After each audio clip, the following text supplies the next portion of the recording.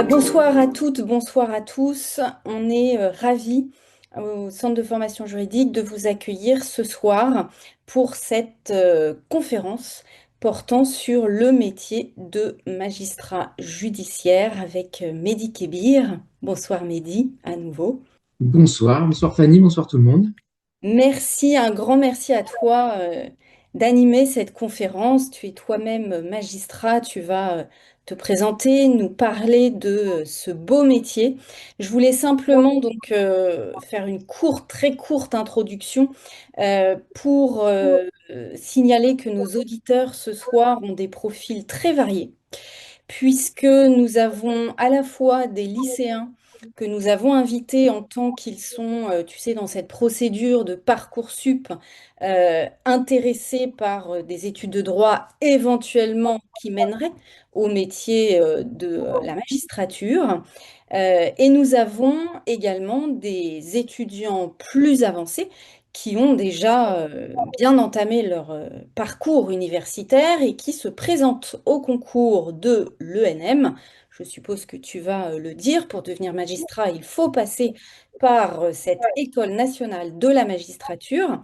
Et nous avons également des candidats encore plus avancés qui sont des professionnels et qui sont en voie de reconversion puisque l'ENM offre cette possibilité de pouvoir rejoindre la magistrature une fois qu'on est déjà bien installé dans une vie professionnelle, en passant des épreuves également pour accéder à cette ENM qui permet d'entrer dans cette profession.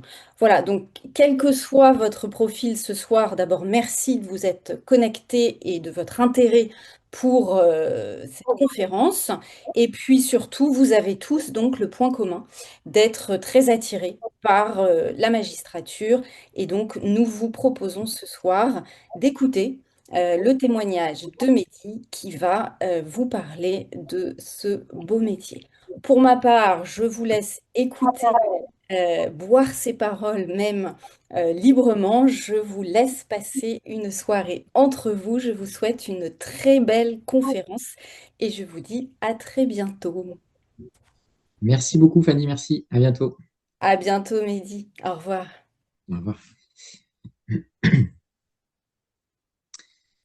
Donc, je reprends la main en ce qui me concerne. Bonsoir à tous. Je suis donc très très content d'avoir répondu à cette proposition donc, de Fanny d'animer cette conférence d'1 heure sur la découverte du métier de magistrat. Elle m'a précisé en me proposant donc d'intervenir quel public j'allais avoir en face de moi, entre guillemets. Et voilà, je suis très content aussi d'avoir un public varié, à la fois de gens qui se questionnent, s'interrogent sur ce métier, et de gens qui sont pleinement investis, on va dire, dans la préparation de ce concours, le fameux concours de l'ENM, les concours, on devrait dire maintenant. Et aussi, ça je dois le souligner également, très heureux d'avoir affaire à des professionnels aussi qui s'interrogent sur une possible reconversion, parce que vous allez le voir, on va en discuter ensemble, c'est devenu quasiment voilà, à égalité avec le concours. Les intégrations, comme on dit, sont une part très très importante du recrutement au métier de la magistrature. Donc moi, je suis un magistrat judiciaire, comme l'a dit Fanny. Je suis magistrat de l'ordre judiciaire depuis 4 ans maintenant. Je suis de la promo 2020 de l'ENM.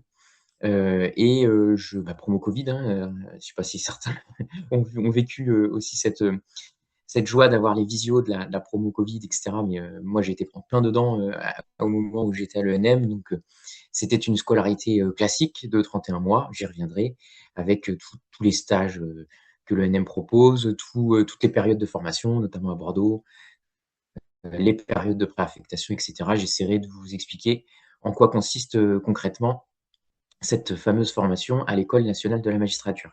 Je vais vous partager un PowerPoint que j'ai préparé dans le cadre de cette conférence qui vous permettra de suivre un peu plus facilement, on va dire, les différentes étapes de mon propos. J'espère que tout le monde va le voir. Je le partage. Vous me dites en commentaire si vous avez des difficultés à le voir. Donc, découverte du droit, les conférences du CFJ, pardon, lapsus, avec quelques slides qui vont vous présenter les choses. J'ai délibérément donc prévu un temps d'intervention assez court, tout simplement pour laisser la place le plus possible à la discussion, aux échanges, aux questions que vous pouvez avoir. Donc, vraiment, c'est le but qu'on puisse échanger sur sur ce métier de magistrat. Quelques mots, je vais passer à la deuxième slide, quelques mots de présentation de cette intervention. Je vais parler rapidement de moi et de mon parcours, pas pour parler de moi, mais simplement pour vous illustrer le fait que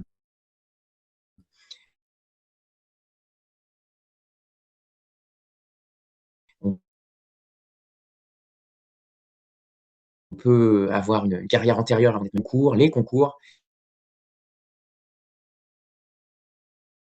et les modes d'accès en fait à l'école nationale. Le métier de magistrat judiciaire, tel que la présentation du sommaire. Et plus particulièrement, j'exerce des fonctions qu'on appelle spécialisées. Il y en a quelques-unes des fonctions spécialisées. Et plus particulièrement, je suis juge de l'application des peines au tribunal judiciaire de Laval, donc en Mayenne, une juridiction de taille assez modeste, on va dire, ce qui est assez intéressant puisque je suis amené à exercer plusieurs fonctions. Mon statut fait que je suis ce qu'on appelle un juge de l'application des peines, mais en réalité, pour vous donner un ordre d'idée, l'application des peines correspond à peu près à 70% de mon activité. Donc le reste, je l'occupe à exercer d'autres fonctions, ce qu'on appelle le service général. Donc par exemple, moi je préside les comparutions immédiates au sein de mon tribunal et j'ai été amené à faire d'autres fonctions aussi au cours de ces 4 années. Donc j'ai plutôt un profil de magistrat pénaliste, c'est-à-dire que j'interviens essentiellement en matière pénale, soit à l'application des peines, soit en présidence d'audience correctionnelle, donc plus particulièrement les comparutions immédiates. J'ai un parcours antérieur aussi à mon arrivée à la magistrature. D'abord sur ma formation en droit, c'est une formation tout à fait classique, universitaire. Je suis vraiment comment dire, l'exemple du parcours typique de la magistrature, on va dire, pour ceux qui ont suivi un parcours universitaire. J'ai fait une licence en droit privé, j'ai fait un master 1 à l'époque, c'était scindé les master 1 et les master 2 en carrière judiciaire, donc qui me ouvrait, on va dire, à différentes fonctions. Un master 2 droit et justice. La petite particularité, c'est que j'ai fait une thèse de doctorat pendant quelques années, qui a été consacrée donc au libre arbitre du juge. Donc j'ai été très intéressé par la fonction de juge, y compris pendant mes années de thèse. Et c'est une thèse que j'ai soutenue en 2017 à l'université de Tours, ce qui m'a permis en fait ensuite d'intégrer une fonction particulière qu'on appelait à l'époque les juristes assistants, qui sont devenus aujourd'hui les attachés de justice. Donc en gros, j'ai été enseignant-chercheur avant d'être magistrat. Puis au moment où j'ai soutenu ma thèse, je me suis dirigé directement vers la magistrature par un biais particulier, celui du poste d'assistant. Donc j'étais moi plus particulièrement assistant au parquet du tribunal de Tours, ce qui m'a permis, si vous voulez, de voir le quotidien d'un parquet de taille assez importante, on va dire. Ils étaient 12 à l'époque. Et donc, ça m'a permis de découvrir ce métier concrètement, de façon directe. Et puis, j'ai beaucoup aimé. Donc, j'ai intégré l'ENM en 2020 voilà, dans l'optique de devenir magistrat, pas forcément pénaliste. J'avais une formation très généraliste. Donc, les fonctions pénales, finalement, je les ai découvertes au fur et à mesure de mon stage, mais je ne suis pas rentré à l'ENM en me disant je veux faire du droit pénal. Je le dis ça pour les futurs collègues des promotions, on va dire, qui arrivent, parce que ce qu'on constate aujourd'hui, c'est que les promotions d'auditeurs de justice, c'est des promotions qui sont très largement pénalistes. À peu près, on va dire, 80% des promotions de l'ENM aujourd'hui sont des profils pénalistes.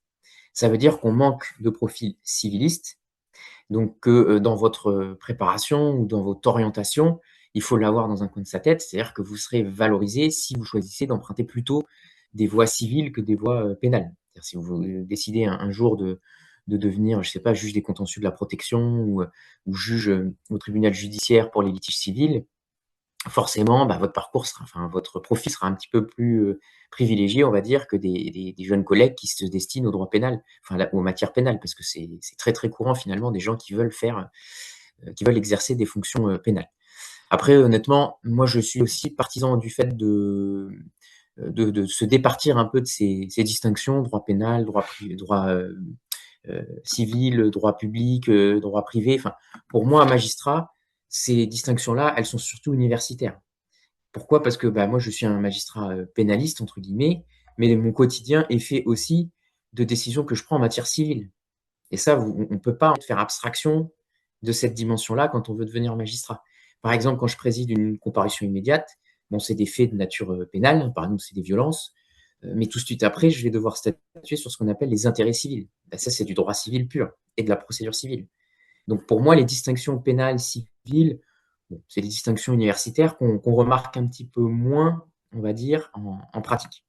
Donc, j'ai intégré l'ENM en 2020, scolarité classique de 31 mois, scolarité longue, hein, c'est la formation la plus longue de la fonction publique à l'ENM.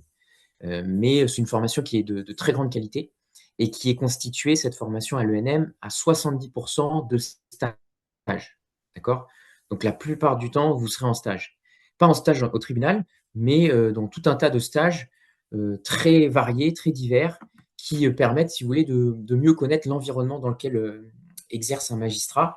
Pour vous donner un ordre d'idée, il y a une dizaine de stages qu'on exerce, qu'on fait en dehors d'un tribunal. Ça va être par exemple des stages à la police, à la gendarmerie, dans une prison, dans une association, au SPIP, à la PJJ, chez un huissier de justice. Enfin bref, tout un tas de stages qui permettent finalement d'ouvrir un peu son esprit et puis de comprendre dans quel environnement intervient le magistrat. Et donc, dans cette scolarité de 31 mois, vous avez deux temps forts, on va dire. C'est un passage à l'ENM à Bordeaux de formation, on va dire théorique, entre guillemets, sur les fonctions que vous allez exercer. Ça, c'est un passage d'à peu près 10 mois, c'est à peu près, on va dire, un an, si on veut schématiser, où vous allez apprendre en théorie, entre guillemets, à exercer des fonctions. Et cette scolarité à l'ENM, donc c'est à Bordeaux, donc vous devez habiter Bordeaux pour le coup, ce qui n'est pas désagréable, parce que c'est une très belle ville.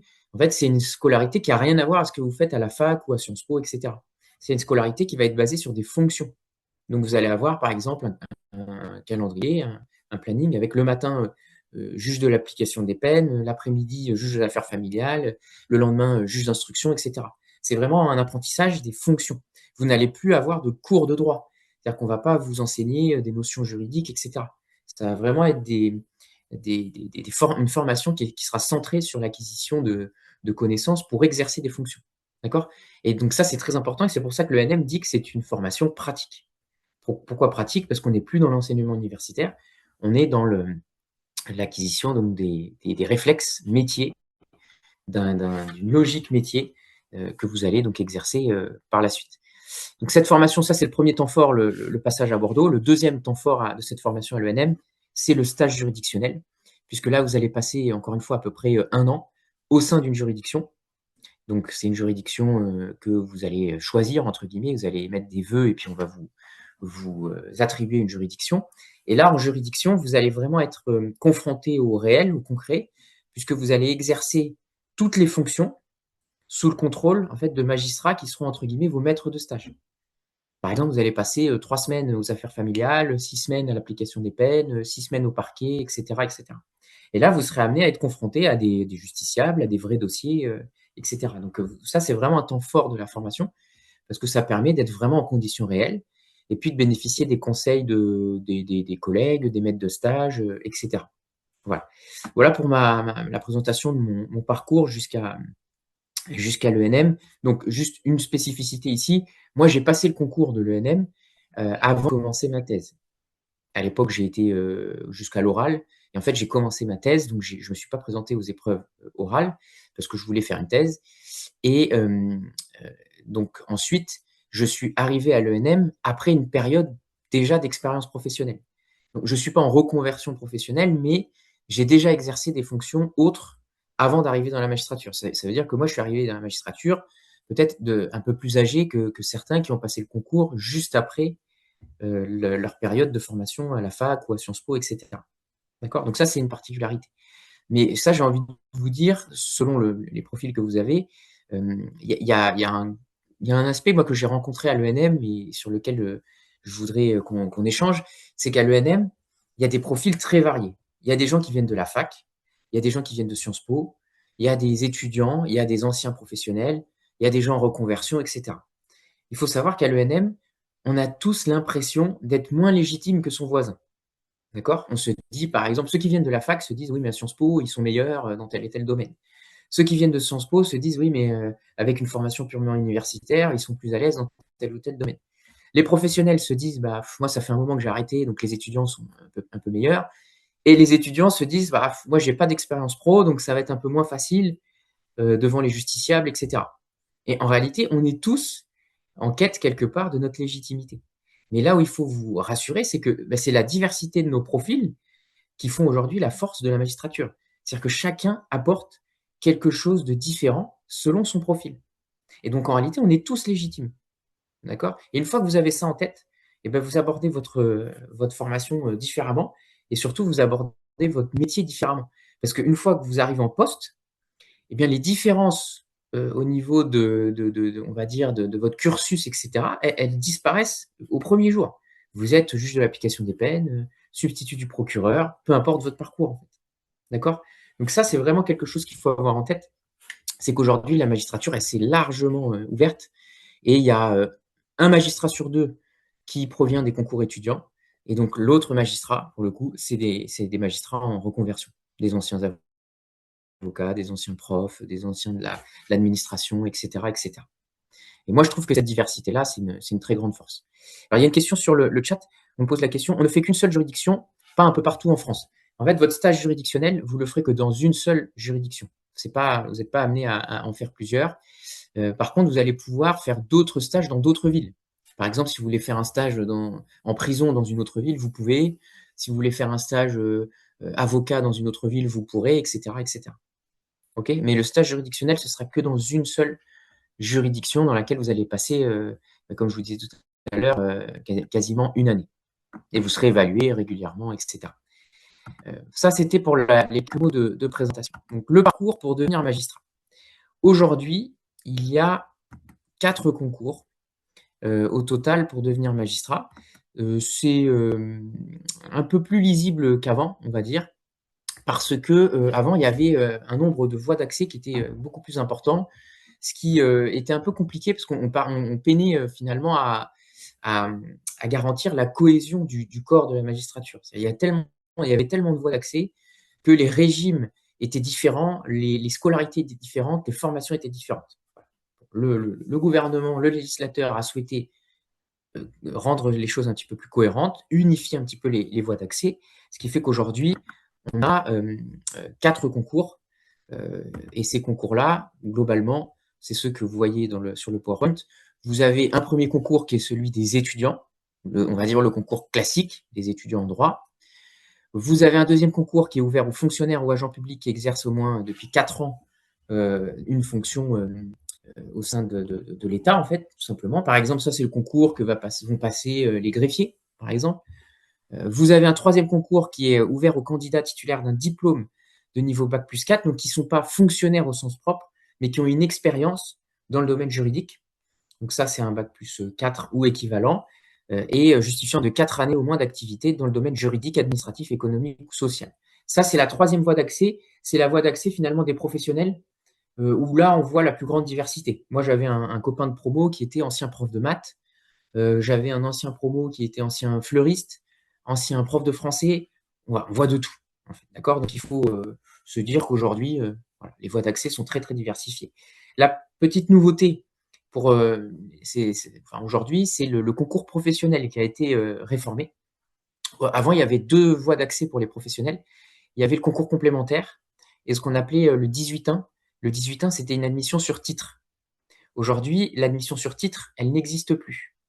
Enfin, comme 18 ans. Il y a d'autres admissions sur titre, mais celle qui existait avant n'existe plus aujourd'hui. En fait, avant, les admissions sur titre, les 18 ans, comme on les appelait, faisaient le NM classique. C'est-à-dire que le 18 ans, 18-1, c'est l'article en fait de notre ordonnance statutaire qui permet la voie d'accès. Ils intégraient le NM comme les autres concours, ce qui faisait un mélange un petit peu des profils. Aujourd'hui, n'intègre l'ENM pour une formation de 31 mois classique que les 3 concours que j'ai cités tout à l'heure. Le concours professionnel, lui, il permet d'intégrer la magistrature, mais avec un régime différent au niveau de la formation. Le concours professionnel, il va vous permettre d'avoir une formation qui sera réduite. Donc, vous allez passer assez peu de temps à l'ENM, je crois que c'est 1 mois à tout casser. Et ensuite, vous allez faire ce qu'on appelle un stage probatoire. Vous allez passer 1 an en juridiction pour les concours professionnels. Vous allez passer de fonction en fonction pour apprendre votre métier, votre futur métier. Mais donc, ce sera beaucoup plus court. C'est une formation, je crois, de 18 mois au total. Ce sera une formation beaucoup plus courte que les 31 mois du concours. La différence, qui est une différence importante, quand vous passez le concours professionnel, vous ne pouvez prétendre qu'à certaines fonctions, en l'occurrence les fonctions non spécialisées. Concrètement, les fonctions non spécialisées, qu'est-ce que c'est? C'est substitut du procureur, c'est juge correctionnel, juge civil et ce qu'on appelle juge aux affaires familiales. D'accord? Donc, toutes les fonctions spécialisées, vous ne pourrez pas les exercer pour votre premier poste quand quand vous aurez fini donc, votre cursus du concours professionnel. Par exemple, vous ne pourrez pas être juge de l'application des peines, vous ne pourrez pas être juge d'instruction, vous ne pourrez pas être juge des contentieux de la protection, etc. C'est une formation plus courte une fois qu'on a le concours, mais qui vous donne moins de possibilités, on va dire, en termes de fonctions. Donc, à vous de voir ce que vous préférez, parce que moi, j'ai des amis qui ont passé la même année le concours pro et le troisième concours. Donc voilà, il y en a qui ont eu le troisième, d'autres qui ont eu le concours professionnel, et certains ont passé les deux, et ensuite ils ont choisi la voie d'accès qu'ils préféraient. Donc ça, c'est pour l'intégration, on va dire, à l'ENM, et quelques mots sur les conditions, on va dire, pour devenir magistrat. Il faut être de nationalité française, il faut être âgé de moins de 50 ans et 5 mois au 1er janvier de l'année en cours, jouir de ses droits civiques et être de bonne moralité. Alors, il y a ce qu'on appelle une enquête de moralité quand on veut devenir magistrat. Concrètement, en fait, vous allez devoir montrer que vous avez un casier judiciaire vierge, etc. Donc, ça, c'est les services de police ou de gendarmerie qui effectuent cette enquête de moralité. Se trouver en position régulière au regard du code du service national. Bon, ça, c'est la journée d'appel au niveau du service national. Remplir les conditions d'aptitude physique nécessaires à l'exercice des fonctions. En gros, ça, c'est pour ceux qui veulent signaler un handicap. Ça peut être le cas. Moi, j'avais un collègue qui était en situation de handicap physique, qui était en fauteuil roulant. Donc, c'est pas une difficulté en soi, mais où on avait un collègue auditeur qui était aveugle aussi. C'est pas une difficulté en soi, mais ça va nécessiter un régime particulier. Et il faut posséder de solides connaissances techniques en droit. Ça, c'est pour ceux qui vont passer le concours. Évidemment que c'est ce qui fait la réussite ou pas du concours, c'est les connaissances, c'est la préparation, c'est la méthodologie, etc. Donc, tout ça, normalement, vous le savez. Pour ceux qui ne le savent pas, ceux qui se destinent donc à ces concours-là, vous avez le PowerPoint donc, qui reprend tout ça. Je regarde un petit peu sur le chat parce que je vois qu'il y a des questions. Les professionnels en reconversion qui n'ont pas forcément un parcours classique d'études en droit ont-ils leur chance de réussir, car il y a un certain nombre de référés suspensions auprès du Conseil d'État chaque année pour les troisièmes concours et concours professionnels. Oui, tout à fait. Alors, il y a deux questions dans votre question. Pour les recours, s'agissant du troisième concours, en fait, c'est beaucoup de gens qui vont contester, par exemple, qu'on leur ait refusé le fait qu'ils avaient l'expérience nécessaire, parce qu'ils travaillaient dans tel ou tel domaine. Par exemple, on leur a refusé l'intégration à l'ENM parce qu'on a considéré qu'ils ne remplissaient pas les conditions que vous avez vues, que je peux vous remettre, les conditions que vous avez vues au niveau du troisième concours. Ensuite, autre question dans votre question, est-ce que quand on n'a pas un parcours en droit, on peut réussir? Moi, je vous le dis, vous pouvez réussir. Il y a des exemples tous les ans de gens qui n'ont pas un parcours juridique et qui réussissent. Moi, comme je vous l'ai dit, j'avais un collègue qui était prof de maths et qui a réussi à intégrer l'ENM. Après, je ne vais pas vous faire rêver non plus. C'est-à-dire il va falloir vous travailler peut-être davantage pour vous remettre à niveau ou vous mettre à niveau sur le domaine juridique. Évidemment, vous pouvez avoir une expérience autre, mais que vous allez devoir passer des concours. Et les concours, ce sont des épreuves juridiques. La plupart du temps, c'est des épreuves juridiques. Donc, vous allez devoir, dans votre préparation, fournir un effort, on va dire, supplémentaire. Mais on en voit chaque année. On en voit chaque année. Donc, ce n'est pas du tout un obstacle, mais ça nécessite, on va dire, une préparation adaptée. Et le centre de formation juridique, par exemple, propose des formations qui sont adaptées, on va dire, au profil, etc. Donc, pas d'inquiétude là-dessus, mais ne pas se faire d'illusions non plus sur les efforts que vous allez devoir fournir pour y parvenir. Autre question, Je regarde. Bon, les stages sont-ils attendez, les stages sont-ils assignés par l'ENM? En fait, quand vous êtes à l'ENM et quand vous avez une période de stage, que ce soit des stages qu'on appelle partenaires, stage avocat, stage police, gendarmerie, prison, etc., vous allez émettre des vœux. Par exemple, vous allez faire 3 vœux, 4 vœux, 5 vœux, 6 vœux. Ces vœux, vous allez les hiérarchiser. Donc, par exemple, Paris, Marseille, Lille, etc. Et c'est l'ENM qui va vous attribuer le stage. Mais dans les vœux que vous avez formulés. D'accord? On ne peut pas vous donner un stage dans une ville que vous n'avez pas choisie. Ça, c'est pas possible. Mais par contre, on va vous demander de faire X vœux pour qu'il y ait un panel de choix possible. Après, moi, c'est mon avis, mais je sais qu'il y a des gens, par exemple, qui ont des situations personnelles qui font qu'ils ne sont pas forcément mobiles. Moi, je trouve que l'une des grandes forces de l'ENM, c'est justement de permettre cette mobilité. C'est-à-dire que pour ceux qui le souhaitent, vous pouvez franchement faire un tour de France en 31 mois. Et ça, je trouve que c'est d'une richesse incroyable d'aller faire son stage avocat à Marseille, son stage police à Lyon, son stage PJJ à Bobigny, etc. Pour ceux qui peuvent se le permettre, et j'avais des amis qui étaient dans ce cas-là, c'est vraiment une expérience incroyable. C'est-à-dire que l'ENM vous donne accès à des choses dont vous n'aurez jamais accès, auxquelles, pardon, vous n'aurez jamais accès. Moi, pour vous donner un exemple, j'ai fait mon stage gendarmerie à Blois, une petite ville dans le centre de la France, Blois. Sauf que dans le ressort de Blois, il y a le château de Chambord, que vous connaissez peut-être. Le château de Chambord, château de la Renaissance, etc. Eh bien, j'ai fait un stage gendarmerie avec la garde républicaine qui s'occupe de sécuriser le château de Chambord. Mais ça, sans l'ENM, j'aurais jamais pu le découvrir, si vous voulez. J'aurais jamais pu voir un truc pareil.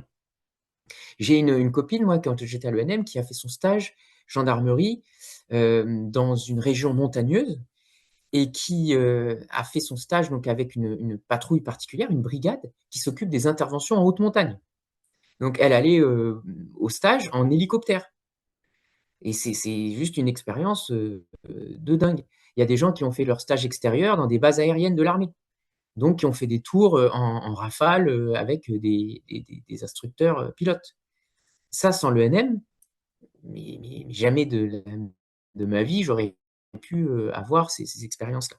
Donc oui, les stages sont assignés, mais honnêtement, il faut aussi le voir comme une opportunité aussi d'avoir de l'expérience, de faire, de barouder un petit peu pour ceux qui en ont la possibilité, parce que je sais que par exemple ceux qui ont des charges de famille, etc., c'est pas forcément facile, et on n'est pas tous égaux en termes de mobilité.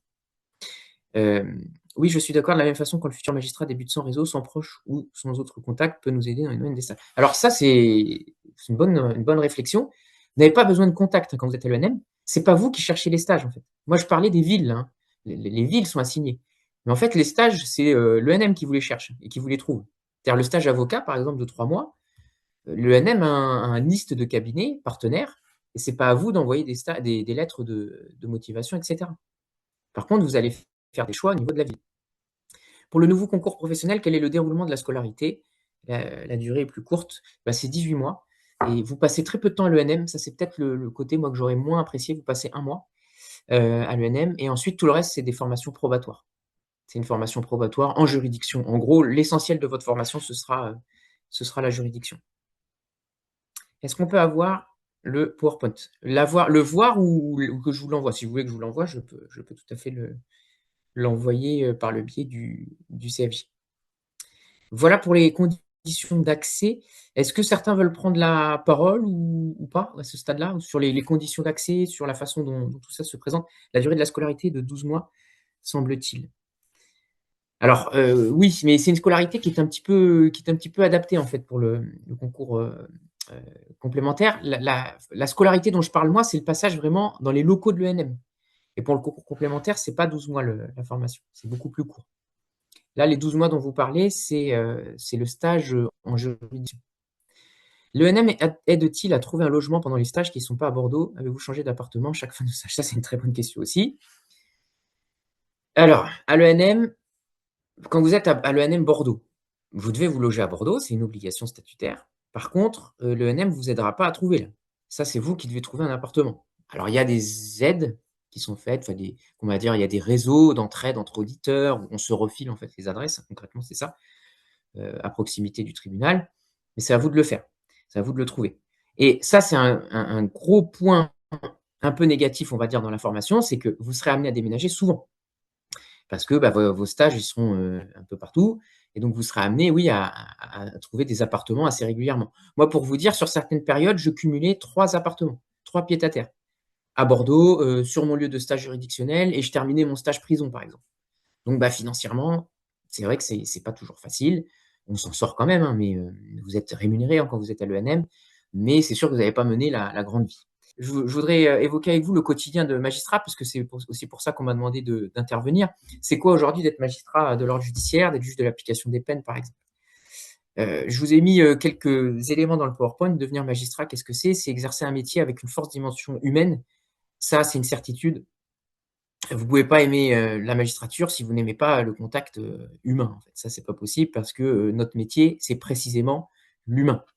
C'est-à-dire qu'aujourd'hui, on est tous des techniciens en droit, on a des masters, on a des doctorats, etc. Vous pouvez avoir tous les diplômes que vous avez, ça ne fera pas de vous un bon magistrat. Ça, c'est clair et net. Vous pouvez être bardé de diplômes, être un génie du droit pénal ou un génie du droit civil. C'est pas ce qui fera de vous un bon magistrat. Ce qui fera de vous un bon magistrat, c'est quelqu'un qui a des connaissances, c'est sûr, une technique, mais qui aussi est capable de gérer des situations humaines. Parce que les dossiers qu'on a devant nous, bah, chaque dossier, c'est une personne, en fait. Chaque dossier, c'est un être humain. Et chaque dossier, finalement, c'est une personne qu'on a en face de nous qui joue sa vie. Concrètement, c'est ça.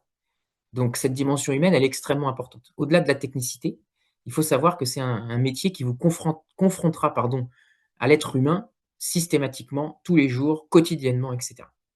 C'est un métier aussi qui a un haut niveau de responsabilité. Ça, c'est une certitude. Être magistrat, qu'est-ce que c'est? C'est décider de la vie des autres. Ça, c'est très important. C'est décider toute la journée de la vie des autres, de la liberté de l'autre, de la restriction de la liberté, de la façon dont la famille va s'organiser, de savoir s'il va avoir des indemnités parce que la maison qu'on lui a livrée, elle est bardée de vices. C'est savoir si son dossier de surendettement va conduire à ce que monsieur ou madame sorte un peu la tête de l'eau, etc. Donc, tous les jours, vous devez décider pour les autres. Ça, c'est hyper intéressant, mais c'est aussi quelque chose d'assez lourd dans notre métier. Moi, je me suis amusé avec ma greffière tout à l'heure à compter le nombre de décisions qu'on prend par jour sur des dossiers particuliers. On était à une cinquantaine. C'est-à-dire que 50 fois par jour, je décide de quelque chose dans la vie de quelqu'un. Donc ça, c'est quelque chose qu'il faut avoir en tête quand on veut exercer ce métier. Ensuite, c'est un métier avec avec de multiples perspectives d'évolution. Aujourd'hui, être magistrat, c'est vouloir exercer un métier qui est en réalité très, très divers. Vous avez au total 9 fonctions au sein de la magistrature. Dans ces 9 fonctions, vous pouvez passer de l'une à l'autre tout au long de votre carrière. Déjà, il y a les fonctions du siège, donc être juge. Il y a les fonctions du parquet, ça c'est être procureur de la République. Vous pouvez passer de l'un à l'autre sans distinction. Ensuite, dans les fonctions de juge, vous pouvez passer de la matière civile à la matière pénale. Vous pouvez exercer des fonctions de juge d'instruction, de juge d'affaires familiales, de juge des contentieux de la protection, de juge correctionnel, etc., etc. Donc, en fait, on n'a pas une carrière uniforme et monotone quand on veut être magistrat. On a une carrière qui est extrêmement diversifiée. Moi, je suis aujourd'hui juge de l'application des peines et j'ai obtenu ma mutation pour septembre. Je vais devenir juge des contentieux de la protection. C'est quasiment un métier différent, en fait. Et ça, c'est ce qui me plaît, c'est d'être à fréquence régulière, tous les 3 à 4 ans, être susceptible de changer de métier, tout simplement. Quasiment. Ça, c'est extrêmement important et c'est extrêmement valorisant. C'est un métier qui permet aussi de prendre part au débat de société hein, et d'être en prise directe avec les enjeux qui l'animent. Évidemment, quand on est magistrat, on est un observateur de la société, de ce qui se passe dans la société. Par exemple, nous, en matière pénale, aujourd'hui, on est confronté aux difficultés d'ordre social, aux difficultés d'ordre médical. On est confronté à la difficulté liée à l'explosion finalement des maladies psychiatriques. On est en prise vraiment avec ce que la société renvoie. On est un miroir en fait de la société. Ça, c'est extrêmement important. Par exemple, on a vu après le Covid tout un tas de contentieux apparaître liés aux difficultés psychiatriques parce que le Covid a laissé des traces. On est amené aussi à gérer les crédits consommation, à gérer le surendettement. Donc, on est vraiment en prise avec des débats de société très importants. Et en matière pénale, c'est pareil. Quand vous êtes, par exemple, amené à juger des activistes en matière d'environnement qui ont, par exemple, dégradé, là, ça m'est arrivé il y a assez peu de temps, qui ont dégradé, par exemple, le portail d'une préfecture pour une cause environnementale, vous êtes là en prise avec des questions qui traversent la société. Et puis ça, c'est le dernier aspect, très important à mon sens. Quand vous êtes magistrat, vous êtes quelqu'un qui doit assurer la défense de l'état de droit. Et on l'a vu dernièrement, cet état de droit, il a été remis en cause par le politique, avec on va dire, la parole s'est libérée, s'est débridée totalement sur cette question de l'état de droit, sur la garantie des droits fondamentaux. Et nous, magistrats, notre rôle, c'est de lutter finalement pour la préservation de l'état de droit. Et quand je dis l'état de droit, je ne veux pas parler de l'état du droit. Si demain le législateur veut changer l'état du droit, il le peut. Et moi, en tant que juge, mon rôle, ce sera d'appliquer le droit. Mais il y a un socle de règles universelles et communes qui font qu'on est une démocratie. Et quand on est magistrat, bah, notre rôle, c'est de la préserver, c'est de préserver ce socle-là. En fait. Donc ça, c'est un aspect qui est très, très important. Pour vous donner un exemple, moi, je dois lutter tous les jours pour garantir les droits de la défense, par exemple. Pour que la personne qui est devant moi, peu importe l'acte qu'elle a commis, ça peut être un acte horrible, hein, il y a des actes terroristes, il y a des actes en matière sexuelle, etc., par exemple, qui touchent des enfants, bien sûr que c'est des choses horribles. Eh bien, toute personne, en France en tout cas, parce qu'on est une démocratie, a le droit à une défense régulière, à une défense loyale. Et moi, je dois m'assurer en tant que magistrat que les droits de la défense ont été respectés. Ça, c'est quand même quelque chose d'extrêmement important qui tient à cœur à tous les magistrats parce qu'on est aussi, et la Constitution nous donne cette fonction-là, les garants de la liberté individuelle. Ça, c'est très important. S'agissant des activités du magistrat, moi, je lutte contre les fantasmes qui entourent cette fonction de magistrat parce que quand on est étudiant ou quand on se destine à ces fonctions, on voit surtout l'audience, en fait. On voit surtout les symboles. La robe d'audience, on voit toute la théâtralisation finalement de la justice. Moi, l'audience, j'y passe du temps, mais c'est pas l'essentiel de mon temps. L'audience, ça fait partie de mon travail, mais je fais pas que ça. Je fais même plus d'autres choses que de l'audience. Une grande partie de mon travail de juge, par exemple, c'est la rédaction. Je rédige des décisions, je rédige des jugements. Et ça, je le fais dans mon cabinet, je le fais chez moi, et ça n'a rien de très sexy, si vous voulez. C'est juste un travail de rédaction. Vous êtes devant votre ordinateur à rédiger des jugements qui vont s'appliquer aux gens. Et ça, quand moi, je suis attaché à ce que les gens qui préparent l'accès à cette magistrature soient au courant de la réalité de ce qu'ils vont y trouver. C'est-à-dire qu'ils ne fantasment pas cette fonction, qui est hyper intéressante, hyper stimulante, mais qu'ils soient au fait de la réalité du quotidien d'un magistrat. J'ai passé, par exemple, aujourd'hui, toute la matinée à rédiger des jugements dans le cadre d'une audience que j'ai eue il y a quelque temps à l'application des peines. Ça, c'est le deuxième aspect de mon activité. Le troisième, en tant que juge de l'application des peines, c'est la gestion de cabinet. La gestion de cabinet, qu'est-ce que c'est? C'est de la gestion presque administrative des dossiers que je suis. Par exemple, j'ai des dossiers à clôturer, donc je vais les transmettre à mon greffe. J'ai des dossiers à ouvrir, je vais demander au greffe qui me transmette tel dossier. Je vais contacter un service qu'on appelle le service pénitentiaire d'insertion et de probation, le SPIP, pour savoir où en est Monsieur X sur le suivi médical qui est en cours. En fait, c'est de la gestion vraiment presque administrative de mon cabinet pour faire en sorte que les dossiers avancent, que mon cabinet soit bien, comment dire, agencé, traité, etc. Et que je ne me noie pas sous les piles de dossiers. Et puis le quatrième aspect, c'est l'aspect partenarial. Quand on est magistrat, on ne travaille pas de façon isolée. L'image du magistrat seul, travaillant dans son bureau sans contact, c'est une fausse image. Moi, je suis amené tous les jours à être en lien avec des partenaires, à faire des projets avec des partenaires, à être dans des réunions de bilan d'un certain nombre de projets, etc. Par exemple, en tant que juge de l'application des peines, je travaille beaucoup avec l'administration pénitentiaire, avec les prix de la prison, de mon ressort, dans le cadre de projets de réinsertion.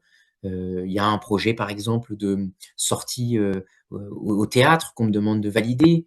Il y a des projets, par exemple, de groupes de parole sur des violences conjugales qu'on me demande de valider. Bah, je suis constamment en train de faire des réunions avec des partenaires, justement pour animer, on va dire, et dynamiser cet aspect partenariat. Donc ça, c'est un aspect qui est très important de mon travail, auquel je tiens, moi, particulièrement. Quand on est magistrat aussi, il faut le savoir, il y a des qualités particulières qui sont attendues d'un magistrat. L'humanité, c'est ce que je vous ai dit tout à l'heure. L'humilité aussi, ça c'est très très important. Il n'y a rien de pire qu'un magistrat sûr de lui ou d'un magistrat qui tombe dans la routine. Pourquoi? Parce que notre force, je trouve, en tant que magistrat, c'est d'être toujours dans une remise en question. Est-ce que là, j'ai bien fait? Est-ce que là, j'ai suffisamment donné la parole? Est-ce que j'ai bien entendu on va dire, tous les arguments de part et d'autre avant de prendre ma décision? Est-ce que je suis en capacité d'expliquer ma décision, c'est-à-dire de la motiver? Il faut toujours faire preuve d'humilité parce que, bah, les cas qu'on a à traiter, finalement, nous renvoient à notre statut d'être humain, hein. On n'est pas des machines, on n'est pas infaillibles et on est obligé, par exemple, de se tenir à jour des réformes. Vraiment, le juge qui est bardé de certitude, c'est un mauvais juge. Voilà. Le bon juge, c'est celui qui est capable de se remettre en question et qui cultive cette humilité. Il faut avoir une force de travail importante, ça je ne vais pas vous le cacher, hein, quand on est magistrat, on travaille beaucoup. On travaille beaucoup, on a des grosses journées, on a des grosses semaines. Moi, je tiens à prendre tous mes week-ends et toutes mes vacances. Ça, je l'ai posé par principe. C'est-à-dire je ne travaille pas le week-end, je ne travaille pas pendant mes vacances. Tant pis si, j'ai plus à faire pendant la semaine, mais voilà, je ne voulais pas amener du travail à la maison, je ne voulais pas être, un magistrat qui oublie de vivre et cetera. Moi, je pense que pour être un bon magistrat, il faut être un magistrat, on va dire épanoui, dans sa vie, de tous les jours. Voilà, si vous vous mettez à travailler 7 jours sur 7, 24 heures sur 24, et pendant les vacances, vous allez tenir 2 ans et puis vous allez vous mettre en arrêt parce que vous serez en burn-out. D'accord? Donc ça, il faut vraiment vous le mettre en tête. Il faut une force de travail importante, mais il faut aussi savoir se poser des limites. Il faut aussi cultiver son impartialité, son indépendance. Ça, il faut le cultiver, tous les jours, j'ai envie de dire. Être en capacité de ne pas prendre des décisions trop rapides, être en capacité de bien écouter les gens, avant de prendre une décision et justement parce que, il y a rien de pire qu'un magistrat qui a un parti pris et qui part bille en tête sur une décision. Il faut être, quelqu'un d'efficace, hein, quand on est magistrat, c'est la dernière, qualité que je vous ai mis dans le PowerPoint, parce qu'on peut se rendre compte que finalement, il y a beaucoup de choses qu'on peut faire inutilement, on va dire. Moi, par exemple, je suis de ceux qui, évitent de faire des jugements trop longs, parce que je sais que les gens, ils lisent pas les jugements de 15 pages. En fait, je préfère faire un jugement court que les gens vont comprendre, qu'un jugement long que les gens vont pas lire parce que c'est trop compliqué, c'est trop complexe et cetera. Le métier de magistrat, en résumé, c'est quoi? Voilà, c'est pas une phrase de moi, hein, c'est une phrase d'un grand magistrat qu'on appelle, Pierre Truche et qui, disait à l'époque que, être magistrat, qu'est-ce que c'est? Bah, c'est aimer écouter, essayer de comprendre les qualités on va dire des appétences, on va dire, du magistrat. Voilà, l'écoute, la compréhension, la décision. Si il vous manque l'un des 3, ça va être difficile d'être magistrat. Si vous ne savez pas décider, ça va être compliqué. Si vous ne savez pas écouter, ça va être compliqué. Si vous ne voulez pas comprendre les choses, ça va être compliqué. Donc voilà les quelques en résumé en tout cas, les quelques mots qui à mon sens définissent la fonction de magistrat. Donc en conclusion, être magistrat, c'est ça, hein, c'est exercer un métier passion. Moi, je me suis jamais ennuyé en 4 ans, j'ai jamais, été au travail à reculons. Je trouve que c'est un métier qui est passionnant parce que c'est un métier utile. Vous voyez votre utilité au quotidien. Moi, aujourd'hui, par exemple, je rédigeais ce matin, cet après-midi, j'étais en maison d'arrêt pour, statuer sur les réductions de peine, sur, les, bracelets électroniques, sur les permissions de sortir. Voilà, il y a des gens qui m'ont demandé de sortir de détention pendant 2 heures pour aller voter puisque c'est bientôt les élections municipales. Bon, bah, voilà, j'ai l'impression quand je rends les décisions d'être, quelqu'un d'utile pour la société et quelqu'un qui fait avancer un petit peu les choses. C'est un quotidien qui est tout sauf monotone. Il y a aucune journée qui ressemble à une autre. Donc ça, c'est vraiment très, très intéressant, surtout pour les magistrats comme moi qui travaillent en pénal, en matière pénale, où il y a quand même de l'urgence. Hier, j'ai rendu un mandat d'arrêt pour quelqu'un qui s'est évadé de prison. J'ai été en lien avec la police toute la journée pour qu'on puisse le retrouver. J'ai été amené à rendre une décision pour, installer ce qu'on appelle un bracelet anti-rapprochement, en matière de violence conjugale. Donc un métier qui est très, très, divers. Un métier qui est humain et un métier qui offre des perspectives multiples, c'est ce que je disais tout à l'heure, s'agissant du fait que il y a plusieurs métiers en un. Je regarde un petit peu dans le chat pour les questions qui sont posées. Alors, si je reprends un petit peu le fil, ça c'est pour le NM. Pour le premier poste, formulation de vœux et attribution sur la base des vœux. Non, pour le premier poste, si vous êtes issu du concours, c'est au classement. Plus vous êtes mieux classé, plus vous avez le choix. Il y a une liste de postes qui est diffusée au moment, des résultats. Le premier choisit ce qu'il veut dans cette liste, mais dans la liste, il n'y a pas tout, il n'y a pas toutes les juridictions. Le deuxième choisit, bah, tout ce que le premier n'a pas choisi et cetera et cetera. Donc ça, c'est, au classement. Donc ça veut dire que vous pouvez être amené à être dans une ville, que vous n'avez pas forcément envisagée. Ça, c'est aussi important de le dire. C'est moi qui ai posé cette question. En fait, c'est puisque je passe en fait le concours professionnel et du coup, D'accord. exactement, c'est la même alors, pardon, j'ai pas mis ma caméra, excusez-moi. Est-ce que c'est Merci. la comment dire, c'est également en termes de classement? Non, c'est un peu différent pour le concours professionnel. C'est pas au classement. Là, pour le coup, c'est une répartition qui est un peu plus, on va dire, resserrée, où il y a moins d'incertitude sur le lieu. Vous allez avoir toujours D'accord. une liste de postes, donc c'est pas au choix, mais il y a une espèce de négociation après qui va se mettre en place, et ce sera pas au classement comme pour les 3 concours. Ça veut dire que le ministère a conscience qu'il peut pas vous envoyer n'importe où, parce que en termes de mobilité, c'est pas du tout les mêmes situations. Puisque là, on parle de professionnels qui ont souvent des situations familiales, etc. Donc, vous ne pouvez pas être amené à aller dans un lieu que vous n'avez pas du tout choisi ou qui pose des gros problèmes, on va dire, en termes de situation familiale. Mmh. Très bien. Les étudiants issus. Oui, pardon. Allez-y, Non, allez-y. oui, j'en profite parce que j'avais une autre question Ouais. qui rejoint un petit peu, en fait, je pense que vous avez dit par rapport justement aux fonctions qui sont exercées. Du coup, puisque vous disiez donc pour le premier poste, pour le concours professionnel, c'est assez restreint. Et du coup, là aussi, c'est un peu comme ce que vous venez de dire pour le lieu d'exercice. Comment ça se passe en fait? C'est un choix? Alors, c'est pas un choix libre. C'est pas je veux aller, par exemple, à Lyon et j'irai à Lyon. Parce que ça dépend d'une liste de postes qui Mm. vous sera soumise de toute façon. Mais vous allez quand même émettre des vœux, d'accord, plus resserrés, on va dire. Et dans ces vœux-là, l'administration fera en sorte que vous ayez ce que vous voulez, d'accord. Mais c'est pas totalement ouvert. Ça dépend finalement de la disponibilité des postes. C'est-à-dire que vous ne pouvez pas juste mettre un lieu et un poste sur une feuille et on vous l'attribuera. C'est un peu différent. Mais je sais, par exemple, pour le concours complémentaire, on leur proposait trois postes dans la liste de vœux, on faisait en sorte que vous ayez l'un des trois. Les choses sont un petit peu moins, on va dire, aléatoires que pour les concours, parce que les situations ne sont pas les mêmes. Par contre, je réponds à une question tout de suite sur les candidats issus au concours pro. Peuvent-ils exercer comme juge placé en première fonction? Pour le coup, non. Pourquoi? Parce que juge placé, vous ferez des fonctions spécialisées. Statutairement, ça, c'est pas possible. Vous pouvez être amené en tant que juge placé à exercer des fonctions spécialisées et ce ne sera pas possible. Je veux parler des stages à effectuer pendant la licence et master. Donc ça, on l'a vu tout à l'heure. Est-ce qu'il y a des indemnités pour les déplacements et les logements? Pour les logements, non. Il y a une indemnité de stage et une indemnité de formation quand vous êtes à l'ENM. Mais je réponds à Adèle là, pour la question. Il ne faut pas compter, Adèle, sur l'ENM pour vous aider financièrement au-delà de la prime de formation, de la prime de stage que vous allez avoir. En gros, il y a un salaire qui sera toujours le même, et après, vous vous débrouillez avec votre salaire pour être logé, pour changer d'appartement, etc. C'est-à-dire qu'ils ne vous aideront pas à payer votre loyer. Oui, Sonia, merci. En donc fait, je posais pardon. Oui, oui, je posais la allez-y. question parce que du coup, moi, je suis CEPIP et à l'ENAP, il y avait en fait ce type d'indemnité Ouais, je à comprends. l'École nationale. Et à l'ENAP, vous êtes même logé pendant la période de formation. Donc ça, c'est Oui, top. Mais à l'ENM, c'est différent. Et l'ENM, je vous le dis de façon totalement transparente, parce que je ne travaille pas au ministère, hein, ça coûte de l'argent. Concrètement, ça coûte de l'argent. En termes de logement, la formation à l'ENM coûte de l'argent. C'est-à-dire qu'il faut être en capacité justement d'avoir plusieurs logements parfois, être en capacité de verser des dépôts de garantie, de les récupérer. Voilà, ce n'est pas indolore en termes d'argent. Mais par contre, ce qui est assez intéressant, c'est que les auditeurs de justice ont été augmentés en même temps que les magistrats. Donc, leur rémunération aujourd'hui, elle est un peu meilleure que ce que c'était il y a quelques temps. Moi, quand j'étais à l'ENM, de façon totalement transparente, je crois qu'on était à 1 800 euros net. Aujourd'hui, ils doivent être à 2002, 2300 euros net, les auditeurs sans reprise d'ancienneté.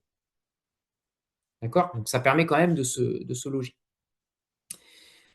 merci. Alors, ma fille est en L1 de droit à Brest, son projet professionnel est de devenir JAF. Quels sont les conseils que vous pourriez lui donner? C'est très bien de devenir juge aux affaires familiales. Le conseil que je peux donner, c'est justement, dans ce contentieux-là, les affaires familiales plus que dans un autre, de cultiver le contradictoire, c'est-à-dire ne prendre une décision qu'après avoir entendu les arguments de part et d'autre. Et ne pas croire qu'on a forcément la bonne réponse nous-mêmes avant d'avoir entendu les arguments. Il faut être ouvert justement c'est la posture d'humilité, hein, aux arguments qu'on peut vous adresser. Bonjour, je voulais savoir comment travailler sa posture aux oraux. J'ai beaucoup entendu dire qu'il fallait avoir la posture d'un futur professionnel, mais comment trouver l'équilibre entre assurance, humilité, calme, alors qu'on risque d'avoir peur ce jour-là? C'est une très bonne question. C'est une très bonne question parce que c'est très important, que ce soit le concours pro ou le concours étudiant. Moi, j'ai préparé beaucoup d'étudiants au concours, même au concours pro cette année.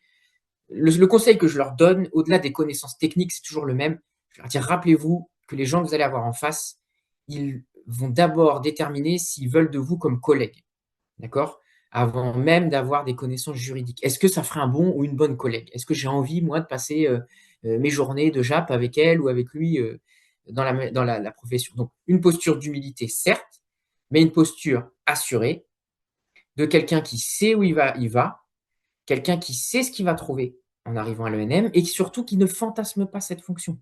Il ne s'agit pas de dire à l'oral, c'est magnifique, la fonction de magistrat, il n'y a que des bons côtés. Non, je suis conscient de ce que m'apporterait ce métier-là, un métier fantastique. Comme je vous l'ai dit, j'ai jamais regretté ce choix-là, mais un métier qui a aussi ses contraintes.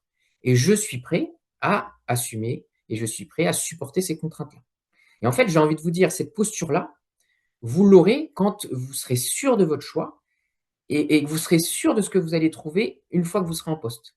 Et je vous le dis encore une fois en toute transparence, moi j'ai des collègues qui sont arrivés à l'ENM, qui n'avaient jamais mis les pieds dans un tribunal et qui ne savaient pas ce qu'ils allaient trouver, qui ont été déçus du quotidien du magistrat. Pourquoi? Parce qu'ils fantasmaient ce travail. Quand ils ont vu par exemple qu'un JAF passe une journée entière à rédiger des jugements dans son cabinet sans voir personne, bah, c'est la réalité de sa journée en fait, et il faut le faire. Et il n'est pas à l'audience avec sa robe à juger des criminels, etc. Non, la réalité, c'est qu'il doit rédiger le jugement de divorce, le jugement de garde d'enfants, etc. Si vous savez ce qu'est le quotidien, mais que vous allez quand même vers cette fonction-là et que vous assumez ce choix, je peux vous assurer que ça va se voir à l'oral. Je peux vous assurer que vous allez transmettre quelque chose comment dire, de détermination à exercer ce métier. Bonsoir, avez-vous une préférence entre le parquet et le siège lorsque vous êtes présenté? Je prépare le 3e concours. Bah, moi, j'avais fait une expérience. Attendez. J'avais eu une expérience au parquet, pardon, en tant qu'assistant. Ça me plaisait bien. Après, en stage, je me suis découvert plutôt une posture de juge que de procureur. Et j'ai envie de vous dire, tant que vous n'y êtes pas, restez ouvert à tout. Et une fois que vous allez être en stage, c'est là que vous allez voir ce que vous préférez. Et encore une fois, moi, j'ai fini l'ENM en me disant, bah, j'aimerais bien tout essayer. En fait, je ne me suis pas dit, je vais faire que ça toute ma vie, telle fonction, telle autre. Et c'est une grande force de notre métier, c'est de pouvoir un peu tout faire. Donc, je préfère le siège en termes de positionnement, mais j'ai toujours été ouvert à d'autres choses. Est-ce que ça vous paraît essentiel, la mobilité dans les magistrats? Alors, la mobilité, c'est une grande question qui revient tout le temps. Vous avez raison de la poser, Ilona. La mobilité, elle existe chez les magistrats parce qu'on vous dit, il faut être mobile. Attention, il faut être mobile, mais dans un périmètre, on va dire, raisonnable. Ce qu'on constate, en fait, c'est que la mobilité, elle ne vous fait pas traverser les 4 coins de la France, sauf si vous le voulez. La mobilité, en réalité, elle est régionale. C'est-à-dire vous allez changer de tribunal tous les 4-5 ans, mais dans un périmètre raisonnable. Moi, pour vous dire, par exemple, j'habite à Tours. À Tours, je suis à 1 heure de 3 cours d'appel. Donc, je peux aller à la cour d'appel d'Orléans, cour d'appel de Poitiers, cour d'appel d'Angers. Aujourd'hui, je travaille dans la cour d'appel d'Angers. Demain, je vais travailler en septembre au Mans. Je pourrais travailler à Poitiers, à Blois, à Orléans, etc. Donc la mobilité, je peux l'avoir sans déménager. C'est-à-dire qu'il faut vous tranquilliser aussi avec ça. La mobilité, elle existe, mais elle ne vous conduira pas sur les routes tous les 3-4 ans. Sauf, encore une fois, si de vous-même, vous choisissez d'aller en Outre-mer, en Corse, à Lille, à Marseille, etc. Donc tranquillisez-vous par rapport à ça. C'est une mobilité qui est en réalité plus régionale qu'autre chose. Est-ce qu'il existe des systèmes de mentorat, tutorat pour les étudiants en droit? Oui, ça existe par le biais de certaines assos. J'ai un collègue, Youssef Badr, je vous mets son nom dans le chat, qui a une asso notamment qui s'occupe de ce type de mentorat. C'est très intéressant. Donc, je vous invite à rechercher sur Internet des pistes là-dessus. Étant donné que le concours de la magistrature reste l'un des plus difficiles au vu de sa difficulté, magistrat administratif. Magistrat administratif, c'est tellement différent dans le quotidien. Moi, je ne peux pas vous dire que c'est mieux d'être magistrat administratif, Kinsey, parce que je suis magistrat de l'ordre judiciaire et ça n'a rien à voir. C'est 2 mondes totalement différent. Ouais. Aujourd'hui, j'étais en prison. Demain, je vais présider des comparutions immédiates. Enfin, c'est pas dénigrant pour les magistrats administratifs, mais c'est totalement différent comme quotidien. Donc voilà, ce que je sais, c'est qu'avant, ils étaient mieux payés que nous et qu'aujourd'hui, bon, avec l'augmentation qui a été réalisée substantielle, hein, l'augmentation dont je parle, c'est 1 000 € net par mois. Hein. C'est quand même assez important. Donc moi, j'ai envie de dire, les statuts, on va dire, s'équilibrent, mais les quotidiens sont extrêmement différents. Si vous êtes substitut du procureur à Bobigny, voilà, c'est pas comparable au quotidien d'un magistrat administratif ou juge d'instruction à Marseille. Voilà, c'est totalement différent. Moi, c'est la magistrature judiciaire qui m'a toujours intéressé, donc je ne serai pas objectif sur cette réponse-là. Moi, ce que je peux vous dire sur ce métier, encore une fois, c'est un métier qui est fantastique, utile. C'est un métier dur qui vous confronte à ce que, notamment en matière pénale, à ce que l'humain a de pire. Hein. Voilà, encore hier, j'étais aux assises avec, enfin, plutôt la semaine dernière, j'étais aux assises avec une huissier de justice, vous savez, les huissiers audienciers, qui a fini en pleurs parce que c'était difficile pour elle d'entendre ce qu'on avait à juger. Mais en même temps, moi, j'y trouve une utilité, une satisfaction au quotidien par rapport au caractère utile. C'est que je sais que ce que je vais faire va être utile en fait à la société et va faire avancer un petit peu notre société. C'est-à-dire vendredi dernier, j'avais des violences conjugales assez graves à juger en comparution immédiate. La personne a fini en prison, et je sais que c'est une victime de violences conjugales qui sera mise en sécurité en fait. Et mon utilité, elle est immédiate. Là, je raisonne pas en termes abstraits. Je sais que ce soir, cette dame, elle subira pas les coups de son mari et que ses enfants pourront dormir un petit peu plus tranquilles. Voilà. Aujourd'hui, j'étais en maison d'arrêt, on m'a fait des demandes d'aménagement de peine. J'ai octroyé des bracelets à des gens qui avaient des parcours et des parcours de vie difficiles, mais un vrai projet de réinsertion. Je suis content et fier d'avoir octroyé ce bracelet parce que je sais que cette personne, elle va essayer de s'en sortir malgré toutes les difficultés. Vous voyez, j'ai l'impression d'être utile quand même au quotidien. Est-ce qu'il y a d'autres questions? Je déborde un petit peu, mais on va peut-être prendre une dernière question et puis je vous laisserai tranquille pour ce soir. Dites-moi si quelqu'un veut poser une dernière peut-être question sur le métier ou sur le concours ou sur autre chose. Merci beaucoup pour la conférence. D'abord de nous avoir présenté le métier, son fonctionnement, les études et puis d'avoir votre retour. Je passe le concours cette année en tant qu'étudiante, comme beaucoup de mes camarades qui vous suivons pour les cours. Et j'avais finalement une question peut-être pour finir sur une note plus positive ou en tout cas une question qui pourrait nous être posée à l'oral si j'espère y aller. Qu'est-ce que vous retenez de mieux de votre métier? En fait, qu'est-ce qui vous motive tous les jours à faire ce métier-là et qu'est-ce qui vous a donné envie? Vous me rappelez mon oral de Manon de l'EDEM, c'est des beaux souvenirs. C'est le but. En fait, je pense avec mon petit recul, ça fait 4 ans que je suis magistrat, c'est pas non plus, voilà, j'ai pas baroudé non plus partout. En fait, je pense que ce qui me plaît le plus, c'est l'utilité de ce que je fais au quotidien et c'est, si j'ai le droit à une deuxième chose, le fait de pas savoir de quoi sera fait ma journée. C'est-à-dire d'être soumis toujours à l'actualité du moment. C'est-à-dire, je me réveille, j'ouvre mon ordi, je vais au tribunal, je sais pas ce qui va se passer, je sais pas comment l'audience va se passer, je sais pas ce qui va me tomber dessus en termes d'urgence. Et ça, c'est hyper stimulant parce que je vais au travail vraiment avec une motivation et je suis à fond en fait tout le temps. Vous voyez. Alors parfois, il y a des journées un peu moins, il y a des audiences où je suis moins bien, où je rate mon audience, où je me suis pas trouvé à l'aise. Ça n'enlève en rien le fait que j'ai adoré. Et puis le fait d'être confronté aux gens, en fait, là, l'humain, c'est-à-dire que j'ai des gens devant moi. Parfois, je me suis dit, quand j'avais des gens devant moi, je suis content d'être celui qui va prendre une décision, en fait, dans ce cas-là. C'est pas prétentieux du tout, c'est que j'ai la maîtrise de ce qui va se passer maintenant tout de suite. Par exemple, mon prévenu auteur de violences conjugales, c'était des violences graves. J'étais satisfait de savoir que c'est moi qui allais prendre une décision là-dessus et de mettre entre guillemets en sécurité, protéger les gens qui ont subi ces violences-là. Voilà, si je peux résumer comme ça maintenant les choses, l'utilité et un quotidien qui est hyper stimulant tout le temps. ça, Alors, j'adore. ça Et je me... je serai aussi heureux en tant que juge des contentieux de la protection quand j'irai visiter quelqu'un pour une mise sous tutelle, traiter par exemple d'un surendettement, d'une expulsion locative ou ce genre de choses. Merci beaucoup pour votre réponse, ça me rassure au Je moins. vous en prie. Et ben, on essaiera voilà, d'échanger pour ce que j'aurai en cours, si vous voulez prolonger ces discussions.